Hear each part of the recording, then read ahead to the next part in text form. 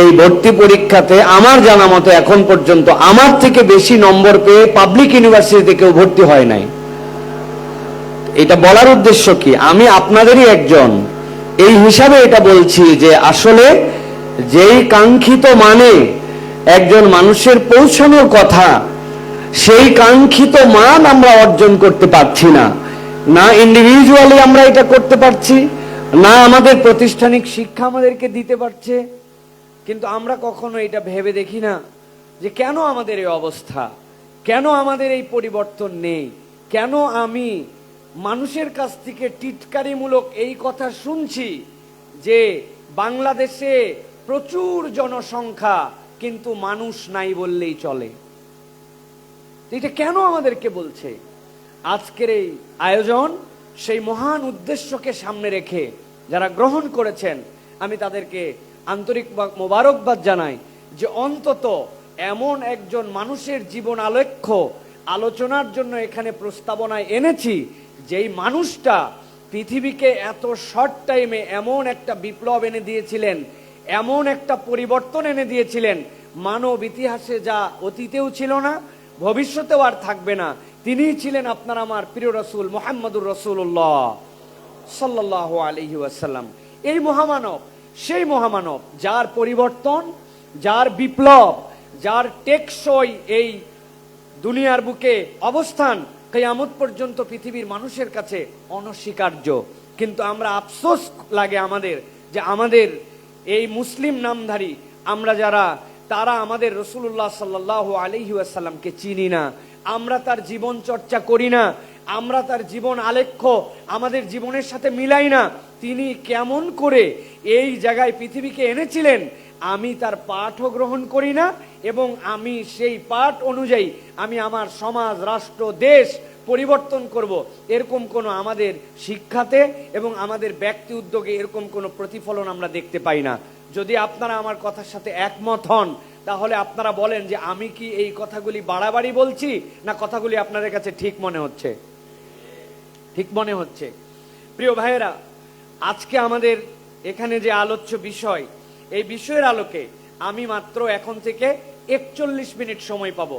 7:29 বাজে, এখন 8:10 আমাকে শেষ করতে হবে। সেই হিসাবে আমি আপনাদের কাছে এখন সময় পাবো 41 মিনিট।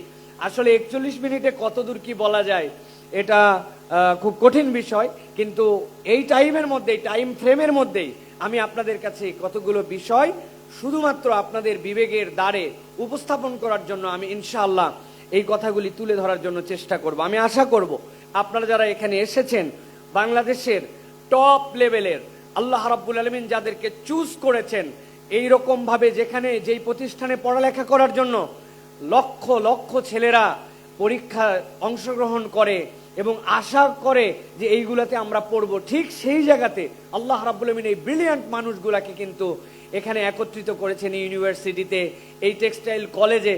এবং একই সাথে ওই মানুষগুলার সামনে যখন আমরা কথা বলছি তখন আশা করতে পারি যে একটা ধারণা এবং একটি বক্তব্যের প্যাটার্ন, যেটার কিছু দিক নির্দেশনা দিলে আপনারা অনুভব করতে পারবেন আসলে আমি কি বুঝাতে চাই। আমি দুইটা লেয়ারে আপনাদেরকে আজকে কথা বলবো সংক্ষিপ্তভাবে। একটা লেয়ার বলবো যে রাসূল সাল্লাল্লাহু আলাইহি ওয়াসাল্লাম আমরা জানি অনুসরণযোগ্য, কিন্তু রাসূল সাল্লাল্লাহু আলাইহি ওয়াসাল্লামের জীবনের যে অনুসরণীয় দিক, এই দিকগুলির আসলে ধরন, প্রকরণ বা এর যে উপকরণ, এইগুলি কি কি, কোন কোন দিকে একজন মানুষ হিসাবে আমি রাসূলুল্লাহ সাল্লাল্লাহু আলাইহি ওয়াসাল্লামকে অনুসরণ করতে পারি, এটা মূলত আমাদের আজকে কথা বলার মূল উদ্দেশ্য হবে। প্রিয় ভাইয়েরা, আপনারা জানেন আল্লাহ রাব্বুল আলামিন কোরআনুল কারীমের মধ্যে একটি আয়াতে বলেছেন নবী করিম সাল্লাল্লাহু আলাইহি ওয়াসাল্লামের ব্যাপারে একটা সার্টিফিকেট, সেই সার্টিফিকেট দেওয়ার আগে রাসূল আরবি সাল্লাল্লাহু আলাইহি ওয়াসাল্লামের ব্যাপারে আল্লাহ রাব্বুল আলামিন কথা বলার আগে নবীজি সাল্লাল্লাহু আলাইহি ওয়াসাল্লামের ব্যাপারে আল্লাহ 4টা কসম করেছেন। আল্লাহ রাব্বুল আলামিন কোরআনুল কারীমের মধ্যে বলছেন, সূরা কলম, কোরআনের 68 নম্বর সূরা, এই সূরাতে আল্লাহ বলছেন নুন, আল্লাহর পক্ষ থেকে এইটা একটা সাংকেতিক শব্দ আমাদের জন্য।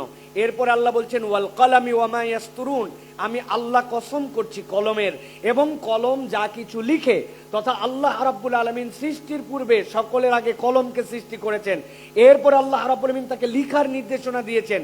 আল্লাহ রাব্বুল আলামিনের কলমেরও স্রষ্টা, লিখারও স্রষ্টা সেই আল্লাহ বলছেন আমি কসম করলাম কলম এবং সে যা কিছু লিখে। এরপর আল্লাহ বলছেন ওয়ামা আনতা বিনিআমাতি রাব্বিকা বিমাজনুন, মক্কার লোকেরা আপনাকে উল্টাপাল্টা কথা বলে, কিন্তু আমি আল্লাহ আপনাকে জানাচ্ছি আপনি কখনো বিকারগ্রস্ত নন। এরপরে আল্লাহ রাব্বুল আলামিন বলছেন ওয়া ইন্না লাকা লাআজরান গায়রা মামনুন, আর আমি আপনার ব্যাপারে বলছি দুনিয়ার মানুষের কর্ম সব সময় নিরবিচ্ছিন্ন হয় না। আমাদের স্যারেরা এখানকার অধ্যাপক এককালে বয়স হয়ে যাবে, রিটায়ারমেন্টে চলে যাবেন। আপনি এক সময় এখানে ছিলেন না, এখানে এসছেন, আবার আপনার পড়ালেখার ডিউরেশন শেষ হয়ে যাবে, ছেদ পড়ে যাবে। এখন আপনি চিরযৌবন তরুণ তারুণ্যকে ধারণ করে মনে করছেন আমি অনেক কিছু করে ফেলতে পারি। এই মানুষের শরীরের অবস্থা এমন এক সময় হবে অপরের প্রতি সে তখন যে নির্ভরশীল হয়ে যাবে। এখন আপনি যেভাবে আপনার রবের জন্য ইবাদত বন্দেগী করে সোয়াব কামাই করতে পারছেন, কোনো এক সময় আপনার এটা বিচ্ছিন্ন হয়ে আপনি এই সোয়াব কামাইয়ের আপনার চাইলেও সেই সুযোগ আপনার থাকবে না। পকেট ভর্তি টাকা আছে, চাইলে সহযোগিতা করতে পারি, 2 দিন পরে আমার অবস্থা এমন হতে পারে আমার পকেটে টাকা নাই, চাই মনও দিতে মন চায় কিন্তু আমি দিতে পারি না। তার মানে সবকিছুর উত্থান পতন এবং ছেদ আছে, কিন্তু আল্লাহ বলছেন আমি আপনাকে গ্যারান্টার হলাম হে রাসূল ওয়া ইন্না লাকা লাআজরান গায়রা মামনুন, আপনাকে যে রিওয়ার্ডটা দেওয়া হবে কিয়ামত পর্যন্ত, আপনার জান্নাতে মাকামে মাহমুদে যাওয়ার আগ পর্যন্ত এইটা কখনো বিচ্ছিন্ন হবে না। আপনার উজরত আপনি কিয়ামত পর্যন্ত পেতেই থাকবেন। সুবহানাল্লাহ। এই যে এত কথা আল্লাহ রাব্বুল আলামিন নবীজি সাল্লাল্লাহু আলাইহি ওয়াসাল্লামের ব্যাপারে বললেন, কসম করলেন, এরপরে আল্লাহ বলছেন ওয়া ইন্নাকা লাআলা খুলুকিন আযীম, হে রাসূল আমি আপনার ব্যাপারে সার্টিফিকেট দিচ্ছি। কি সার্টিফিকেট? যে আপনাকে আমি রব্বুল আলামিন উত্তম এবং মহান চরিত্রের উপর অধিষ্ঠিত করেছি। কথাটা বোঝেন, ওয়া ইন্নাকা লাআলা খুলুকিন আযীম, এরকম নয় আপনি অর্জন করেছেন, এরকম নয় যে আপনি চেষ্টা করেছেন এবং সফল হয়েছেন, না, আপনাকে আল্লাহ যেই চরিত্রে অধিষ্ঠিত করলে যেটার তল খুঁজে পাওয়া যাবে না, যেটার প্রশস্ততা মাপা যাবে না, যেটা দীর্ঘতা নিরূপণ করা যাবে না, যেটাকে ওজন করার মতো কোনো মেশিন পাওয়া যাবে না, যেটাকে আপনি আইডেন্টিফাই করে শেষ করে ফেলবেন যে এর গভীরতা কত, এই পর্যন্ত তল কিয়ামত পর্যন্ত মানুষ খুঁজে পাবে না। আমি আল্লাহ গ্যারান্টার হলাম ওয়া ইন্নাকা লাআলা খুলুকিন আযীম, আমি আল্লাহ ওই রকম চরিত্রের উপরে, আমি রব আজিম, আপনাকে ওরকম আজমত দিয়ে আমি রব্বুল আলামিন আপনাকে নির্বাচন করেছি। সুবহানাল্লাহ। প্রিয় ভাইয়েরা, এই যে এই কথাটি কে জানে না নবী করিম সাল্লাল্লাহু আলাইহি সাল্লাম আমাদের জন্য উত্তম আদর্শ, জানি কিনা আমরা, কিন্তু কোন কোন বিষয়ে তিনি আমার জন্য আদর্শ আমরা বলতে পারি না। রাসূল সাল্লাল্লাহু আলাইহি সাল্লামের লাইফ আমরা স্টাডি করি না, আমরা এই পারপাসে নিজেদের কখনো সময় বিনিয়োগ করি না। আমাদের পিতামাতা সন্তান অঙ্কে ভালো হোক, সন্তান বায়োকেমিস্ট্রিতে ভালো হোক, সন্তান কেমিস্ট্রিতে ভালো হোক, সন্তান বিভিন্ন এই ভাষাতে পণ্ডিত হোক, আমাদের সকলের চাহিদা আছে। সাথে সাথে বাপ মা এটাও চায় যে না, ভালো মানুষও হোক। কিন্তু ভালো মানুষের পার্ট কি? কেমনে একজন ভালো মানুষ হয়? ভালো মানুষ বলতে আমি কি বুঝাই? এই চরিত্রের এই ধারণা এবং এইটার পার্ট আমাদের জীবনে কিভাবে আসবে? বিশ্বাস করেন আমাদের অধিকাংশ অভিভাবক এটাতে গাফেল, অধিকাংশ অভিভাবক এটার ব্যাপারে তাদের কোনো চিন্তাই নাই। কেননা আমরা আমাদের বাচ্চাদেরকে, আমাদের মিত্রকে আর আমাদের শত্রুকে এইটা আমরা চিনাই নাই। বলেন এখানে যারা আছেন, আপনার আমার শিক্ষা ব্যবস্থায়, আপনার আমার এই যে আমরা টেক্সটাইল ইঞ্জিনিয়ারিং কলেজে পড়ি, আমরা অনেকে ইউনিভার্সিটিতে পড়ি, আমরা বিভিন্ন সাবজেক্টে পড়ি, লিটারেচার পড়ি, ফিলোসফি পড়ি, যাই পড়ি না কেন, কোন সাবজেক্টে আপনাকে শেখানো হয় যে বলেন আপনার শত্রুকে আর আপনার বন্ধুকে শেখানো হয়? ভাই, শত্রু আর বন্ধু চিনানো হয় না। আপনাকে ইন জেনারেল বলে দেওয়া হয় মানবতার বন্ধু, যে সে আপনার বন্ধু। আপনি মানবতার বন্ধুর এই সকল শব্দের ফাঁদে আপনি নিজেও জানেন না যে আপনাকে কোন ফাঁদের মধ্যে ফেলে তারা আপনাকে শেষ করে দিতে চায়। তারা শব্দের জালের মধ্যে পর্যন্ত আমাদেরকে আটকায় ফেলছে। আগে কোনো প্রোগ্রামের শুরুতে বলা হতো লেডিস এন্ড জেন্টলম্যান, বলা হতো না? এখন আর লেডিস এন্ড জেন্টলম্যান বলা হয় না, এখন বলা হয় হ্যালো এভরিওয়ান। খেয়াল করছেন আপনি কখনো কেন সে লেডিস এন্ড জেন্টলম্যান বাদ দিল? কেন সে হ্যালো এভরিওয়ান আপনাকে বলল? এটা বললো এই জন্য, লেডিস এন্ড জেন্টেলম্যান, আপনি পুরুষ আর নারীর মধ্যে আপনি আল্লাহর ঘোষিত পদ্ধতিতে ছিলেন, এখন তো তারা এর বাহিরে আরো পদ্ধতি নিয়ে আসছে, পুরুষ নারী উভয় লিঙ্গ, বহুলিঙ্গ, বিপরীত লিঙ্গ, ট্রান্সজেন্ডার সব আছে, মহিলা ঘোষণা দিছে, সব আছে, পুরুষ নাম দিছে। এইগুলোর আপনি কোন ক্যাটাগরির মধ্যে ফেলবেন? শুনতে ভাল লাগতেছে, যা কি সুন্দর একটা সম্বোধন, হ্যালো এভরিওয়ান, কিন্তু ওর মধ্যে সবাইরে ঢুকাইছে। সুতরাং শব্দের বানে, সাহিত্যের বানে, কথার বানে, ইঞ্জিনিয়ারিং এর বানে, নানান কিছুর বানে আপনাকে মনে করছে বড় বানাচ্ছে, কিন্তু আসলে আপনার আমার প্রকৃত শত্রুকে, এই শত্রু চিনাই নাই আমাদেরকে, বন্ধুকে বন্ধু চিনাই নাই আমাদেরকে। এই কাজটা যিনি করেছিলেন তিনিই ছিলেন বিশ্বের মহামানব মুহাম্মদ সাল্লাল্লাহু আলাইহি সাল্লাম। তিনি আপনার বন্ধু চিনিয়েছেন, তিনি আপনার শত্রু চিনিয়েছেন। অতএব প্রিয় ভাইয়েরা, যে আপনার বন্ধু চিনায়, যে আপনার শত্রু চিনায়, তার থেকে বড় আপনার আর দুনিয়াতে কেউ আপন নাই। এই কথাটা মাথার মধ্যে আজ থেকে গেঁথে নিবেন। নবী আপনাকে চিনাইছেন যে আপনার আসল শত্রুটাকে, সে কেন আপনার শত্রু, এই শত্রুর বিপক্ষে আপনাকে ফাইট করতে হবে কিভাবে, আপনার রোল কিভাবে প্লে করতে হবে। ওই শত্রু আপনাকে চরিত্রহীন বানাবে। দুনিয়ার সবাই বলে সৎ চরিত্র হও, কিন্তু চরিত্রহীন বানাচ্ছে সে। সৎ চরিত্র কেমনে হবে তার কোনো দিক নির্দেশনা নাই। বলে দুর্নীতি করা যাবে না, লিখে দিবে দুর্নীতিকে না বলুন, কিন্তু দুর্নীতিকে না বলুনের নামে যে পোস্টার বানানো হবে, ওই পোস্টারের জন্য 10 কোটি টাকা দুর্নীতি করা হবে। আছে না ভাই? টেকসই নির্মাণ করেন। টেকসই নির্মাণের ডায়লগ দাতারা যখন টেকসই নির্মাণের কাজ পাবে, তখন যেখানে যা দেওয়া লাগবে ওই ম্যাটেরিয়ালস দিবে না। ইঞ্জিনিয়ার জানে সবকিছু এই বিল্ডিং এর স্থায়িত্ব দেওয়ার পরে কতটুকু পর্যন্ত হতে পারে। ওই ইঞ্জিনিয়ার পড়ালেখা করে সরকারের খরচে জনগণের মানুষের টাকায় বিনির্মিত হয়ে ওই ইঞ্জিনিয়ার ইনভেস্টিগেশনে গেলে দেশ বিক্রি করার জন্য বিভিন্ন ধরনের দুর্নীতিতে জড়িত হয়ে পড়ে। পড়ে না ভাই? তাহলে তার মানে আমি যে পার্ট দিয়ে আমাকে গঠন করতে চাচ্ছি, ওই পার্টটা আমার প্রপার পার্ট হয় নাই। আল্লাহ এই জন্য বলেছেন ওয়া ইন্নাকা লা আলা খুলুকিন আযীম, আমি রাসূল আপনাকে মহান চরিত্র প্রতিষ্ঠিত করেছি যার তল খুঁজে পাওয়া যাবে না। অতএব পৃথিবীতে কোনো মানুষ যদি মানুষ হতে চায়, পৃথিবীতে কোনো মানুষ যদি আল্লাহ রাব্বুল আলামিনের কাছে অ্যাকসেপ্টেড একজন বান্দা হিসেবে নিজেকে উপস্থাপন করতে চায়, মুহাম্মাদুর রাসূলুল্লাহ সাল্লাল্লাহু আলাইহি ওয়াসাল্লামকে গ্রহণ করার কোনো বিকল্প ছিল না, এখনো নাই, কিয়ামত পর্যন্ত আসবে না। আপনারা কি আমার সাথে এই কথায় একমত? কথা বলতে হবে, একমত? যদি একমত হন তাহলে আমি আপনাদের সাথে আর যতটুকু সময় আছে এই সময়ের আলোকে আপনাদের কাছে কতকগুলো বিষয় উপস্থাপন করব। প্রিয় ভাইয়েরা, খুলুকে আজিম, মহান চরিত্র, মহান চরিত্রের মধ্যে কতগুলো গুণ থাকে এটা নিয়ে আমাদের যারা সিরা বিশেষজ্ঞ তারা বিভিন্নভাবে অ্যানালাইসিস করেছেন, বিভিন্নভাবে এইটার উপরে কথাবার্তা বলেছেন, তারা চিন্তা চেতনা করেছেন। আমি আপনাদের কাছে সংক্ষিপ্ত সময়ে আজকের এই যে খুলুকে আজিম, মহান চরিত্র, এই চরিত্রের 2টা পার্ট আপনাদের সামনে উপস্থাপন করব। একটা পার্ট যেখানে আমি 10টা গুণের কথা বলবো, যেই গুণগুলো নবী করিম সাল্লাল্লাহু আলাইহি সাল্লাম নিজে ধারণ করেছিলেন এবং কিভাবে আমাদের মধ্যে আসতে পারে তার উপরে রাসূলুল্লাহ সাল্লাল্লাহু আলাইহি সাল্লামের পক্ষ থেকে আপনাকে আমাকে দিক নির্দেশনা দেওয়া ছিল। আর দ্বিতীয়ত, নবী করিম সাল্লাল্লাহু আলাইহি সাল্লাম বিভিন্ন শ্রেণীর অধিকার প্রতিষ্ঠার জন্য কিভাবে পদক্ষেপ নিয়েছিলেন, এই 2টা বিষয়ে একদম সংক্ষিপ্ত সময়ে আপনাদের কাছে আমি কিছু কথা বলতে চাই। আপনাদের হাতে ফোন আছে অনেকের, আপনাদের কাছে অনেকের পেন আছে, যদিও এই মুহূর্তে আপনাদের কাছে নোট না থাকার কথা, কিন্তু ফোনের নোট অপশন আমাদের ফোনে আছে, যেটা আমরা অনেক সময় ব্যবহার করি না।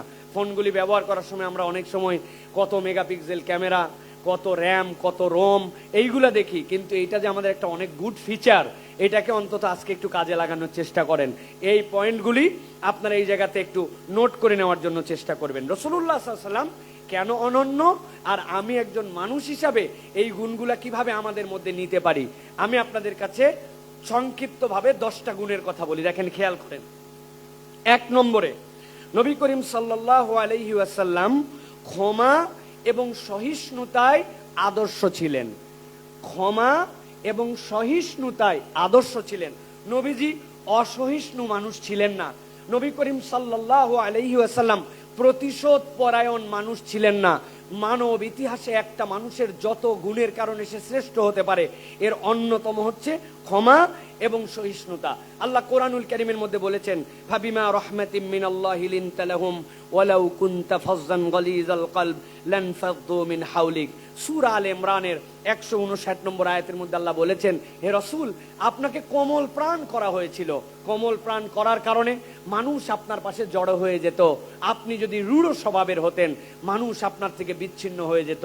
এইটা প্রমাণ করে যে আমি যদি আমাকে একজন কোয়ালিটিফুল মানুষ বানাতে চাই, সমাজ পরিবর্তন, তাহলে মানুষের সবচেয়ে বড় গুণাগুণ হচ্ছে সে সহিষ্ণু মানুষ হবে, রূঢ় স্বভাবের হবে না। আমরা অনেক সময় আমাদের রাগকে ফ্যাসিনেশন মনে করি। অনেক সময় আমরা বলি, আমি যে কেমন রাগী তুই তো জানিস না, বলি না ভাই? এটা আমরা অহংকার করে বলি, বলতেছি না কিছু, কিন্তু আমি খেপলে দুনিয়া চিনি না, এরকম একটা ভাব নেই আমরা, আসি না ভাই? আমি অনেক সময় ইন্টারেস্টিংলি বলি যে আমার তো 3টা বাচ্চা, ছোট ছোট, আমার বাচ্চারা কথা শুনতে চায় না। সকলের বাচ্চা যেরকম আমাদের বাচ্চারাও একটা কথা বললে শুনতে চায় না, সারাদিন এদেরকে ঘুষ দিতে হয়। আপনারা তো এখন অনেকে সংসার করেন নাই, বাচ্চাদেরকে যে ঘুষ দিতে হয় জানেন আপনি? মা ভাতটা খাও, ভাতটা খেলে একটা ক্যান্ডি দিব, তাহলে এটা ঘুষ হলো না? স্কুলটায় যাও আজকে বাবা, টানা 5 দিন যদি স্কুলে যাও, তাহলে কিন্তু বৃহস্পতি শুক্রবার দিন কোথাও ঘুরতে নিয়ে যাবো, তো ঘুরতে নিয়ে যাওয়া ঘুষ। তো এই যে এদের এই সকল আচরণে আমরা অনেক সময় ফ্রাস্ট্রেটেড হয়ে যাই। হওয়ার পরে ওরা রাগারাগি করে 2 বোনের মধ্যে, তখন আমরা বলি, এই বেককল কোথাকার, রাগ করতে হয় না তুমি জানো না, বেয়াদব কোথাকার, রাগ করে কেন? আপনি কি খেয়াল করছেন বিষয়টা? মানে আপনি নসিহত করতেছেন রাগ করতে হয় না, কিভাবে বলেন না?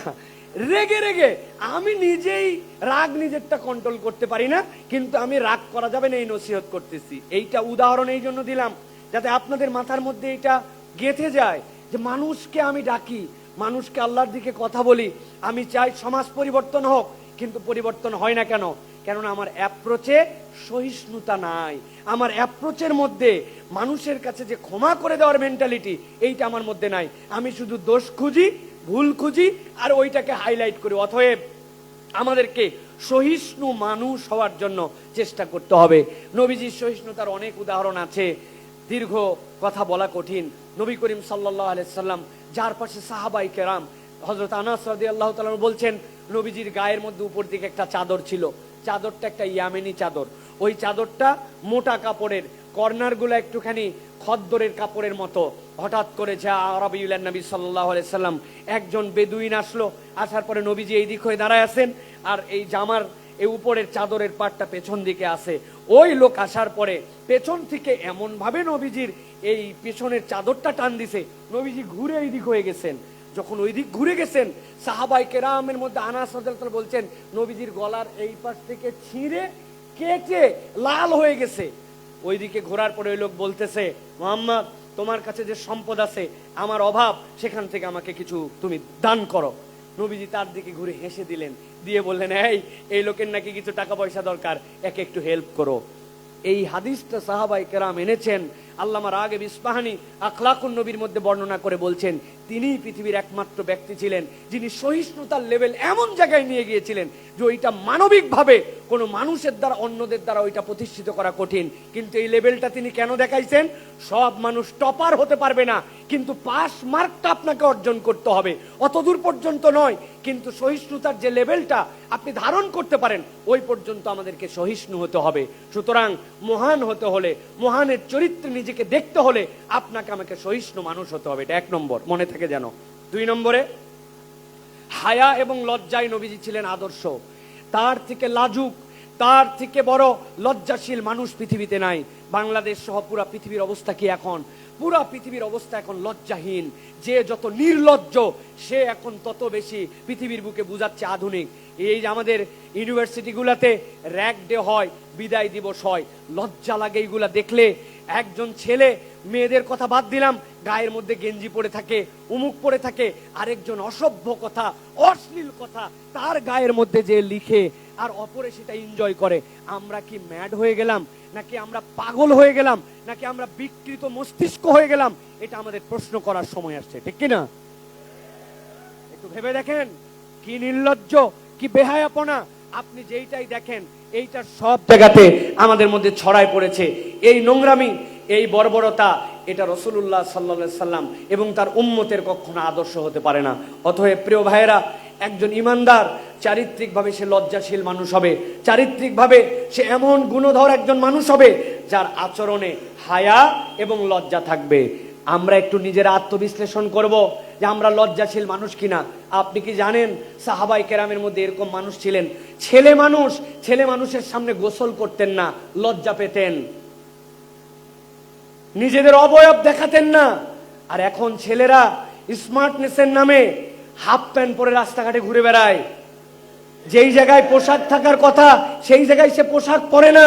যেই মেয়েদের আমরা একসাথে ক্রিকেট খেলা দেখার সময় টিভিতে এমন অ্যাড আসছে, যেই অ্যাড দেখে লজ্জায় মাথা নিচু করে ফেলছিলাম আজ থেকে 20 বছর আগে।